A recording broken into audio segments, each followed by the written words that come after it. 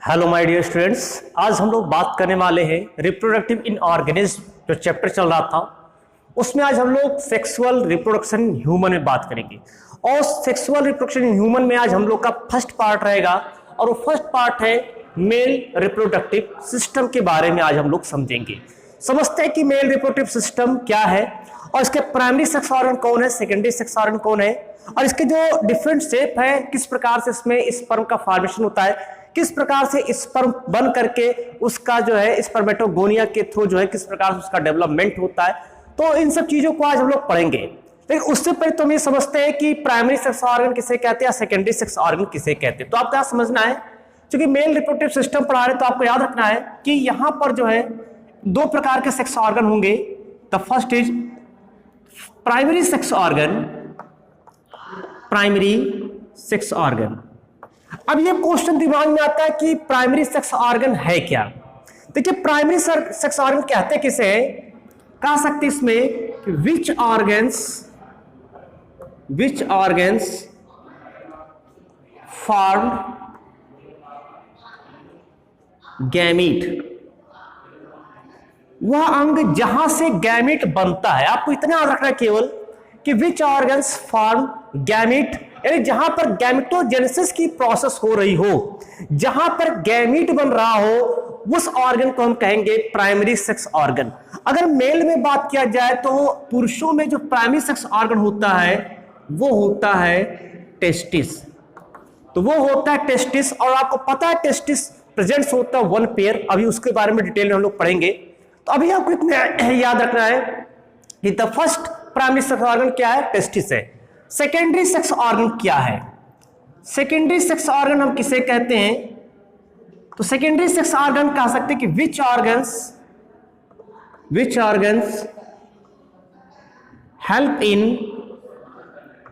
Help in gamete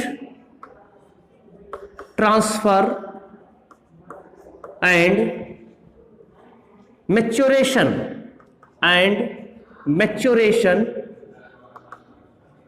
वह अंग जो उस गैमीट क्या है, गैमीट जो है जो टेस्टिस से बन रहा है, उस गैमीट को जो ट्रांसफर कर रहा है, जहां से वो गैमीट जा रहा है या जहां पर उस गैमीट का मैच्योरेशन हो रहा है, जहां से वो गैमीट मैच्योर कर रहा है, उन सभी ऑर्गन्स को हम कहेंगे secondary sex organ. Secondary sex organ अगर मेल में बात किया जाए पुरुषों में, तो ये दो प्रकार के होता है। फर्स्ट इसमें होता है डक्ट सिस्टम में होता क्या है, यहां पर जो है जो स्पर्म होता है उस स्पर्म का पाथवे होता है, स्पर्म यहां से ट्रांसफर हो करके इजेकुलेट करता है, बाहर निकलता है और जाता है फीमेल के जो रिप्रोडक्टिव ऑर्गन है, जेनिटल ऑर्गन है, उसमें प्रवेश करता है। तो डक्ट सिस्टम में भी कई इसमें पार्ट्स आ जाएंगे। इससे फर्स्ट इसमें आ जाएगा एपिडाइडाइमिस, जो बहुत ही ज्यादा कुंडलित है, आप इसको भी थोड़ा सा डिटेल में पढ़ेंगे। एपिडाइडाइमिस हो गया, इसके अलावा इसी के आगे थोड़ा सा पढ़ेंगे तो वासा डिफरेंशिया हो गया, वासा डिफरेंशिया। इसके बाद थोड़ा सा और आगे बढ़ेंगे तो वहां पर इजैकुलेटरी डक्ट मिलेगा, इजैकुलेटरी डक्ट है। और उसके आगे बढ़ेंगे तो वहां पर जो है यूरेथ्रा मिलेगा, यूरेथ्रा होगा। ठीक, अभी एक करके सबके बारे बात करेंगे। दूसरा इसमें जो होता है वो होता है accessory gland. Secondary sex organs में the first is duct system होता है, और सेकेंडरी सेक्स ऑर्गन का जो सेकेंड होता है पार्ट वो एसेसरी ग्लैंड होता है। इसमें कौन कौन से होते हैं, इसमें 3 ग्लैंड्स होते हैं, आपको याद रखना है। फर्स्ट होता है सेमिनल वेसिकल्स, सेकेंड होता है यहां पर प्रोस्टेट ग्लैंड, और थर्ड होता है यहां पर जो है काउपर्स ग्लैंड। जो सेमिनल वेसिकल्स होता है ये पेयर में होता है, मतलब डबल होता है कह सकते हैं, यानी पेयर में होता है, डबल है। प्रोस्टेट ग्लैंड जो होता है ये सिंगल होता है, ये एक ही पाया था, और ये भी जो होता है ये डबल होता है। क्योंकि मैं आपको बेसिक कॉन्सेप्ट आपको बता रहा हूं यहां पर, केवल आपको याद रखना, अगर इसके आपको बहुत डिटेल में पढ़ना है तो उसका भी वीडियो मेरी यूट्यूब पे अवेलेबल है। मैं आपको बेसिक यहां पर नॉलेज देने का प्रयास कर रहा हूं कि क्या क्या चीजें उसमें प्रेजेंट होता है, किसका क्या रोल है, वो चीजें मैं यहां पर थोड़ा सा जो है इसको शॉर्ट करके समराइज करके वो बताने का प्रयास करूंगा। क्योंकि आपका भी बेसिक चीजें है, 10th का है तो 10th के बहुत सारी चीजें इसमें क्या है कि आपको सिर्फ उसके नाम जानने, उसके थोड़ा से फंक्शन जानने हैं, तो उस चीज को समझना है। तो स्टार्ट करते, सबसे पहला पार्ट है टेस्टिस। तो पहला पार्ट है टेस्टिस। टेस्टिस क्या है? टेस्टिस प्रेजेंट कहां पर है? तो टेस्टिस जो होता है प्रेजेंट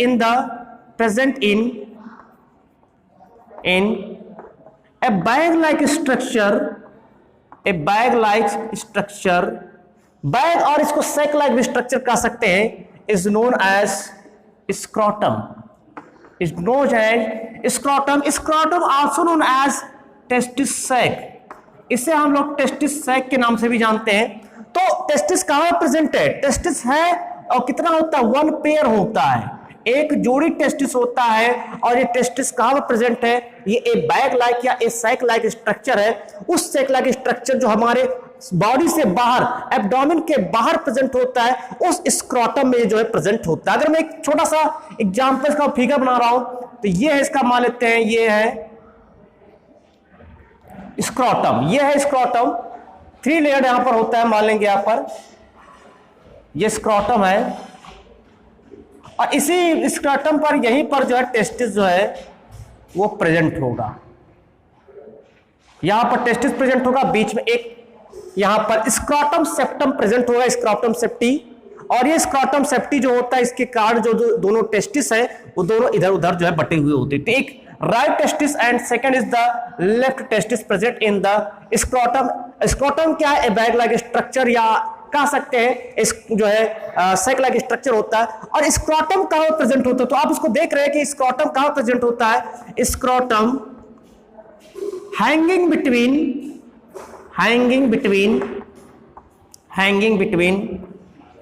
2 थाई, जो दोनों जांघें हैं उस दोनों जांघों के बीच में यहां पर जो है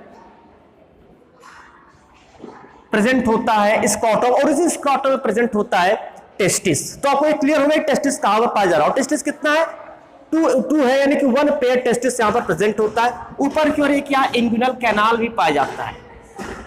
इंग्विनल कैनाल्स के माध्यम से ही जो भी यहाँ पर पार्ट होंगे जो टेस्टिस से जुड़े होंगे, वो सारे टेस्टिस यहाँ पर वो आकर के उसके पार्ट से जुड़े होंगे। अगर हम टेस्टिस की बात करें, इस टेस्टिस में बात करें, टेस्टिस में क्या क्या पाया जाता है और क्या इसमें प्रोसेस होती है, तो आपको समझ में आ जाएगा कि टेस्टिस में कौन कौन सी प्रोसेस होती है। ये मैं एक रफली फिगर बना रहा हूं, एक रफली डायग्राम आपको समझना है केवल। हालांकि हाई स्कूल में आपको डायग्राम से ज्यादा मतलब नहीं है, आप डायग्राम बहुत ज्यादा आपको पढ़ाया नहीं जाएगा। ये है पोर्शन, यहां पर क्या होता है, ये अंदर की ओर यहीं पर सेम जो है ये बटा होता है।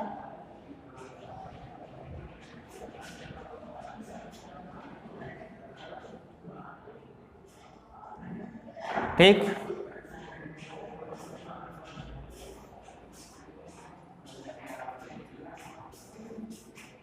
ये यहां पर इस तरह से मान लेंगे।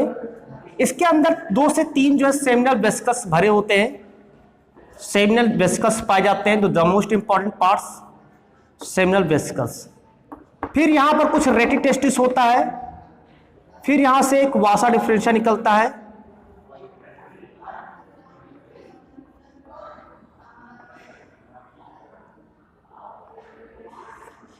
ये यहां पर हो गया।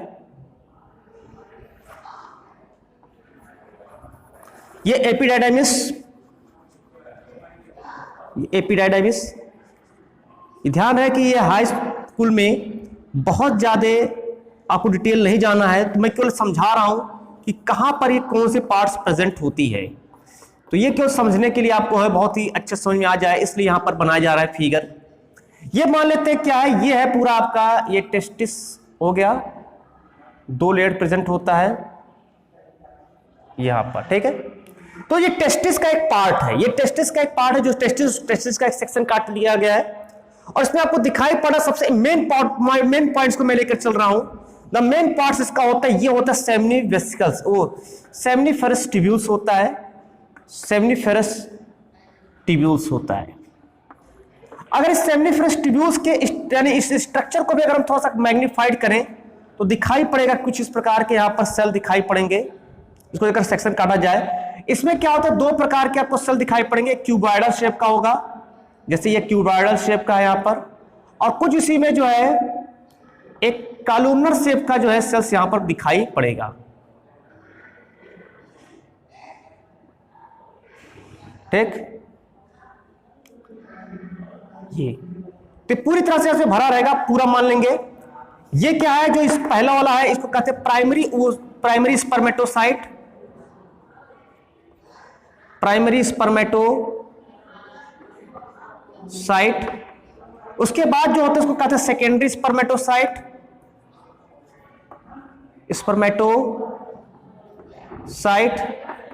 और सबसे अंतिम वाला जो ऊपर वाला होता है इसको कहते हैं, यानी सबसे ऊपर यहां पर मान लेते हैं ये वाला बना है, स्पर्मेटिड्स कहते हैं। स्पर्मेटिड्स कहते हैं। और इसी स्पर्मेटिड से स्पर्म बनता है और स्पर्म जा करके इसमें जाकर के धंसता है। इसमें बहुत सारे पिट प्रेजेंट होते हैं, सभी में जाकर के यहाँ पर स्पर्म जो होता है वो धंस जाता है। ये स्पर्म यहाँ पर धंसा होता है। ये जो होता है इसको कहते हैं नर्स सेल के नाम से जानते हैं, नर्स सेल, या आप इसको सबटेंटिकुलर सेल भी कह सकते हैं। और इसे में जाकर के स्पर्म धंसता है और ये स्पर्म बनता है। इसको स्पर्म को नाम देते हैं यहाँ पर पूरा पड़ा रहेगा, इसको स्पर्मेटोजोवा कहते हैं। स्पर्मेटोजोवा कहते हैं, स्पर्मेटोजोवा। और ये स्पर्मेटोजोवा जो होता है यहीं से स्पर्म निकल करके, जब स्पर्म मैच्योर हो जाता है तो ये स्पर्म यहां से निकल करके सेमीफेरस ट्यूब्यूल से ये पहुंचता है वासा इफ्रेंशिया में। नहीं, अगला पार्ट क्या है, इस पार्ट को कहेंगे वासा इफ्रेंशिया के नाम से जानते हैं। ये वासा इफ्रेंशिया होता है, ना कि डिफरेंशिया, आपको याद रखना है। तो वासा इफ्रेंशिया है, और इस वासा इफ्रेंशिया से आगे की ओर बढ़ा तो ये बड़ा आपका पोर्शन यहां से लेकर के लगभग यहां तक जहां तक क्वाइल्ड है, इसको एपिडाइडाइमिस कहते हैं। यानी पहला पार्ट है कि जो सेमनीफेरस ट्यूब्यूल्स है, ये सेमनीफेरस ट्यूब्यूल्स क्या है, ये क्वेश्चन आपको याद रखना है। सेमनीफेरस ट्यूब्यूल्स जो होता है द मोस्ट पार्ट होता है, द मोस्ट इंपॉर्टेंट पार्ट होता है टेस्टिस का। क्यों होता है, क्योंकि स्पर्म यहीं पर बनता है। आपको याद रखना है स्पर्म कहां पर बनता है, स्पर्म टेस्टिस के सेमनीफेरस ट्यूब्यूल्स में स्पर्म का फॉर्मेशन होता है। और ये यहां से स्पर्म जो होता है वो आगे की ओर बढ़ता है और पहुंचता है वासा इफ्रेंशिया में पहुंचता है। और वासा इफ्रेंशिया जो होता है यहां से जो टेस्टिस होता है, ये स्पर्म जो होता है, ये स्पर्म यहां से आगे चल करके एपिडाइडाइमिस में पहुंचता है। एपिडाइडाइमिस लगभग अगर बात किया जाए तो लगभग 6 मीटर लंबी होती है। लेकिन क्या है, बहुत देखिए क्वाइल्ड है, बहुत ज्यादा क्वाइल्ड होते, 3 पार्ट में बटा होता है, कैपट, कॉर्पस एंड काउडा। ये 3 भागों में बटा हुआ रहता है एपिडाइडाइमिस। एपिडाइडाइमिस में क्या क्या चीजें होती हैं, तो इसमें एक तो स्पर्म का मैच्योरिटी होता है, स्पर्म यहीं पर परिपक्व होता है। दूसरा, स्पर्म का यहां पर मोटिलिटी, यहां से वो मूव करना स्टार्ट कर देता है। और तीसरा, आवश्यकता अनुसार यहीं पर बन करके स्टोर रहता है स्पर्म। तो इसमें 3 प्रोसेस होती है, MMS, maturity, motility and storage. और यहां से स्पर्म जो होता है वो आगे की ओर बढ़ता है। यानी फर्स्ट पार्ट ये है, सेकंड ये है, थर्ड ये है, और फोर्थ पार्ट पहुंचता है जिसको नाम देते हैं वासा डिफरेंशिया। वासा डिफरेंशिया से होते हुए फिर आगे की ओर पहुंचता है इजैकुलेटरी डक्ट में पहुंचता है। और फिर वहां से इजैकुलेटरी डक्ट से होते हुए ये जो है आगे की ओर अंदर अंतिम पार्ट यूरेथ्रा में पहुंच जाता है।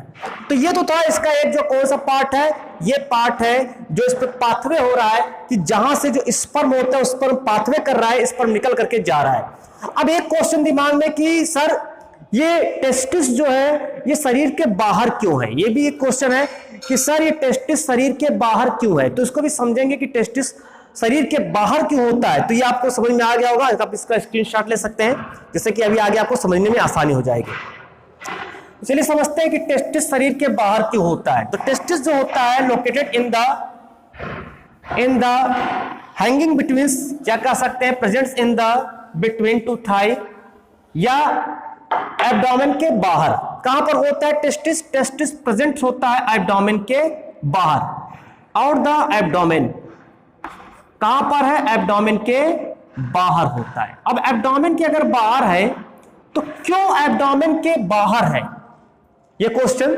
एक्चुअल में होता क्या, जो टेस्टिस, इस टेस्टिस में स्पर्म बनता, अभी आपने देखा कहां पर स्पर्म बन रहा है, स्पर्म फॉर्मेशन के लिए, जो स्पर्म का फॉर्मेशन हो रहा है, स्पर्म फॉर्मेशन के लिए जो बॉडी टेम्परेचर, उस बॉडी टेम्परेचर से कम जो है 3 डिग्री सेंटीग्रेड लो, कितना लो, 3 डिग्री सेंटीग्रेड टेम्परेचर लो होना चाहिए।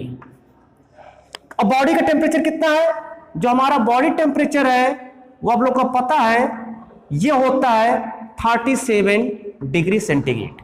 मतलब कह सकते हैं कि स्पर्म का जो फॉर्मेशन होता है वो कभी 37 degree centigrade means body temperature पर स्पर्म का फॉर्मेशन नहीं हो सकता है, वो हमेशा उससे 2 से 3 डिग्री सेंटीग्रेड टेम्परेचर पर ही जो स्पर्म होता है उस स्पर्म का फॉर्मेशन होता है। इसीलिए जो स्पर्म होता है वो स्पर्म जहां बन रहा है, जिसको हम टेस्टिस कह रहे हैं, वो टेस्टिस हमारे एब्डोमेन से बाहर में होता है। तो आपको इतना याद रखना है कि टेस्टिस बाहर क्यों है, क्योंकि स्पर्म का फॉर्मेशन के लिए आवश्यक है कि इसका जो टेम्परेचर है वो बॉडी टेम्परेचर से लगभग 2 से 3 डिग्री सेंटीग्रेड टेम्परेचर कम होना चाहिए, और वहीं पर जाकर के तब जाकर के स्पर्म का फॉर्मेशन होता है। तो ये स्पर्म का फॉर्मेशन यहां पर हो गया, आपने देखा कि किस प्रकार से स्पर्म बना। अब स्पर्म कैसे चल रहा है आगे की, उसको भी थोड़ा देख लेंगे। और कहां पर जो ग्लैंड्स मैंने लिखा है, इस ग्लैंड्स का क्या रोल है, इस ग्लैंड्स के रोल को भी यहां पर समझने का प्रयास करेंगे। जैसे मैंने कहा कि ये टेस्टिस है, ये यहां पर एक टेस्टिस है, यहां पर एक टेस्टिस है ना। ये टेस्टिस क्या होगा, यहां से निकलेगा जो इजैकुलेटरी डक्ट है, वो क्या नाम है, एपिडाइडाइमिस है। ये पहले तो यहां पर मैं एक बना ले रहा हूं कि एक जो है यहां पर ये हो गया यूरिनरी ब्लैडर, इसको कहते हैं यूरिनरी ब्लैडर, आपको समझ में भी आ जाएगा। ये यूरिनरी ब्लैडर है, इसी यूरिनरी ब्लैडर सिंघाड़े की आकृति के ऊपर के यूरिनरी ब्लैडर के एकदम नेक पार्ट पर, नीचे वाले पार्ट पर एक सिंघाड़े की आकृति की संरचना होती है, जिसको कहते हैं प्रोस्टेट ग्लैंड। ये जो आपने लिखा है यहां प्रोस्टेट ग्लैंड यहां पर प्रेजेंट होता है, आपको समझ में अभी आ जाएगा। ये यहां से जो निकल कर जाता है, और यहां के एक हो गया इसका जो है जो यूरेटर्स होता है, यूरेटर्स भी मैंने जो एक्सक्रीटरी सिस्टम पढ़ा रहे थे तो उसमें मैंने इसका फिगर बनाया था, आपको ध्यान होगा, मैंने यहीं तक यूरेथ्रा तक बनाया था, उसके आगे यूरेथ्रा मैंने बोल दिया था, तो उस चीज को आपको यहां पर ध्यान देना है। तो ये जाता है और जा करके इसको जो है बाइंड करता है इस तरह से,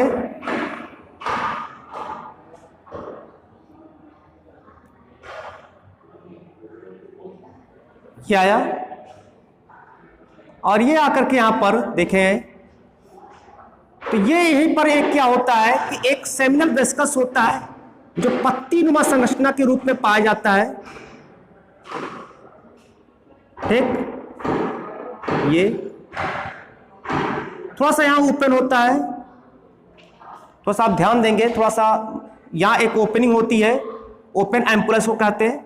और उसके बाद यहीं पर जो है ये ओपन होने के बाद थोड़ा सा ध्यान से आपको इसको देखेंगे, जूम करके भी आप देख सकते हैं इसको, ये और ये अब आकर के इसी में ओपन हो जाता है। ये हो गया। चलिए दूसरे वाले में देखेंगे, समझ में आ जाएगा। ये पोर्शन है,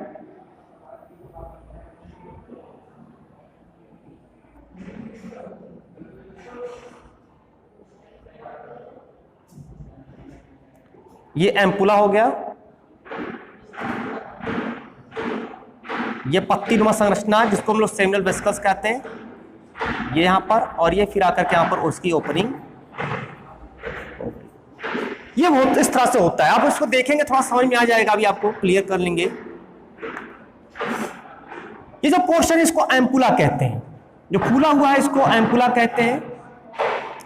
इसको सेमिनल वेसिकल्स के नाम से जानते हैं, जो ऊपर लिखा है मैंने, सेमिनल वेसिकल्स यहां प्रेजेंट है। इसको जो यहां पर ये पोर्शन है इसको हम लोग यहां पर जो है प्रोस्टेट ग्लैंड कहते हैं। मैंने कहा था एक अकेला होता है, सिंगल होता है, तो यहां पर प्रोस्टेट ग्लैंड हो गया।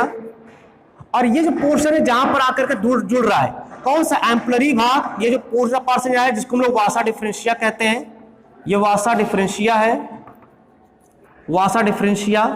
इस वासा डिफरेंशिया आगे चल करके एम्पुला भाग में मिलता है, और ये जहां से सेमिनल वेसिकल्स और एम्पुला दोनों जुड़ते हैं इसको यहां पर कहते हैं इजैकुलेटरी डक्ट होता है, इजैकुलेटरी डक्ट होता है। ये पोर्शन। उसके थोड़ा सा और नीचे आएंगे, यहां से अगर हम देखें, यहां से थोड़ा सा करें तो ये मान लेते हैं ये पेनाइल यूरेथ्रा है, पेनाइल पार्ट है, ठीक है, ये पेनाइल पार्ट्स है। यही ऊपर यहीं पर एक ग्लैंड्स लगा होता है जिसको हम लोग कहते हैं बल्बो यूरेथ्रल ग्लैंड्स के नाम से जानते हैं। बल्बो यूरेथ्रल ग्लैंड्स को ही हम लोग काउपर्स ग्लैंड्स कहते हैं, आपको याद रखना है। ये बल्बो यूरेथ्रल जो ग्लैंड्स है इसी को काउपर्स ग्लैंड्स के नाम से जानते हैं, जो यहां पर लिखा है काउपर्स ग्लैंड के नाम से इसको जानते हैं। तो ये यहां पर हो गया, और यहां से फिर जो है ये पूरा पार्ट है, इसको पेनाइल पार्ट्स कहते हैं, पेनाइल पार्ट्स कहते हैं। तो इस तरह से ये पूरा पोर्शन होता है कि कैसे होता है। अब स्पर्म यहां से बन करके इस वासा डिफरेंशिया के थ्रू होते हुए पहुंचता है, और पहुंचता है इस एम्पुला भाग में। एम्पुला भाग से यहां पर पहुंचता है, तो इससे जो कुछ पदार्थ स्रावित होते हैं सेमिनल वेसिकल से, वो पदार्थ आकर के यहां मिलता है और बना लेता है सीमेन। और ये यहां से होते हुए अब दोनों मिल करके प्रोस्टेट ग्लैंड में जाते हैं, जहां पर भी कुछ पदार्थ बनते हैं, कुछ पदार्थ उपस्थित होते हैं जो उसको न्यूट्रिटिव देता है, न्यूट्रिटिव सब्सटेंस अवेलेबल कराता है, और उसके कारण इसमें बाइकार्बोनेट आयन प्रेजेंट होता है, जिसके कारण जो सीमेन होता है वो हल्का क्षारीय प्रकृति का सीमेन यहाँ पर बनता है। और उसके बाद वो सब मिल करके बल्बो यूरेथ्रल ग्लैंड से भी कुछ प्रोटीओलिटिक एंजाइम्स या लुब्रिकेंट सब्सटेंस बनेगा, और वहां से जो स्पर्म होता है वो स्पर्म उसी लुब्रिकेंट सब्सटेंस में जाके गिरेगा और ये बना लेगा सीमेन। तो सीमेन में क्या होता है, सीमेन में जो है यहां पर हम बात करें तो कह सकते हैं a mixture of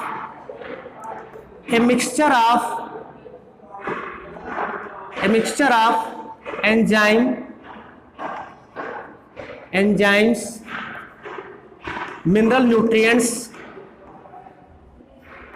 nutrients, bicarbonate ion and sperm. तो इसके पूरे मिक्सचर को कहते हैं सीमेन। और सीमेन का अगर बात की जाए तो इसका जो पीएच लेवल होता है सीमेन का, ये पीएच लेवल लगभग इसका 7.2 होता है, मतलब हल्का सा ये क्षारीय प्रकृति का होता है। आपको याद रखना क्यों क्षारीय प्रकृति का है, क्योंकि इसके पास बाइकार्बोनेट आयन है, और स्पर्म हमेशा क्षारीय माध्यम में जीवित रह सकता है, अम्लीय माध्यम में कभी भी जीवित नहीं रह सकता है।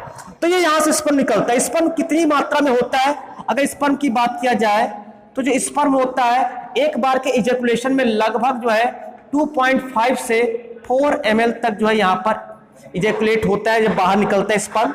और उसमें स्पर्म की संख्या जो होती है वो 200 मिलियंस से लेकर के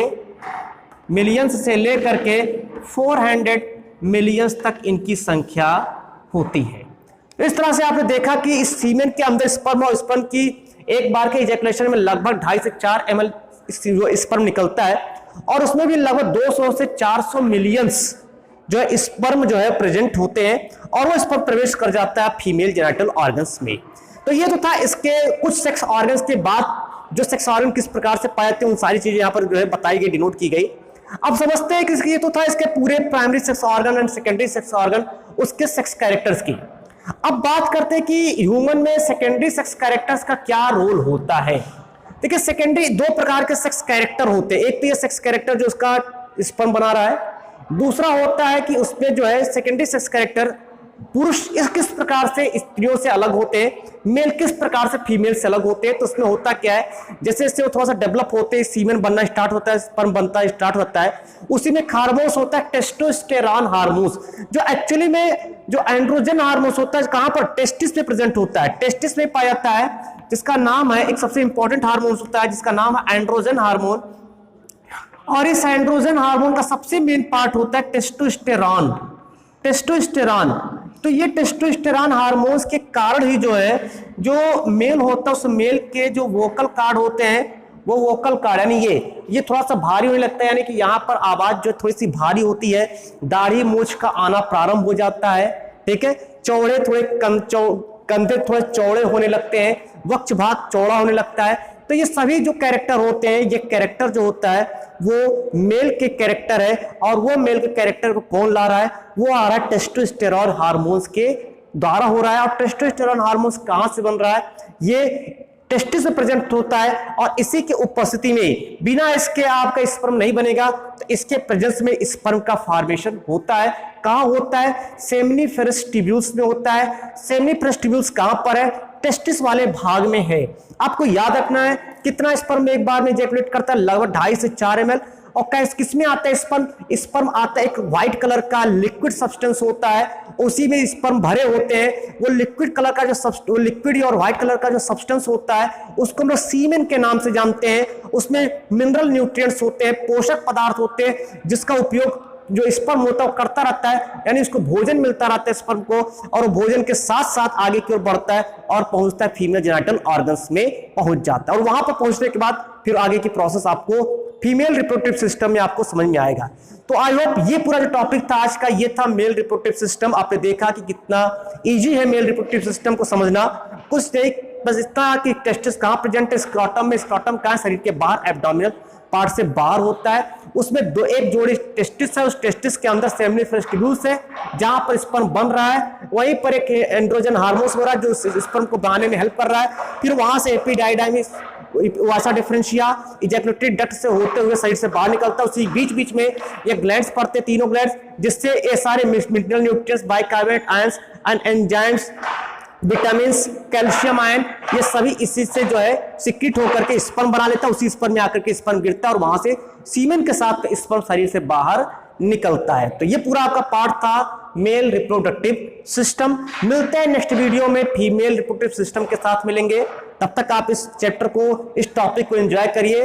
मिलते हैं नेक्स्ट वीडियो में, तब तक के लिए थैंक यू सो मच।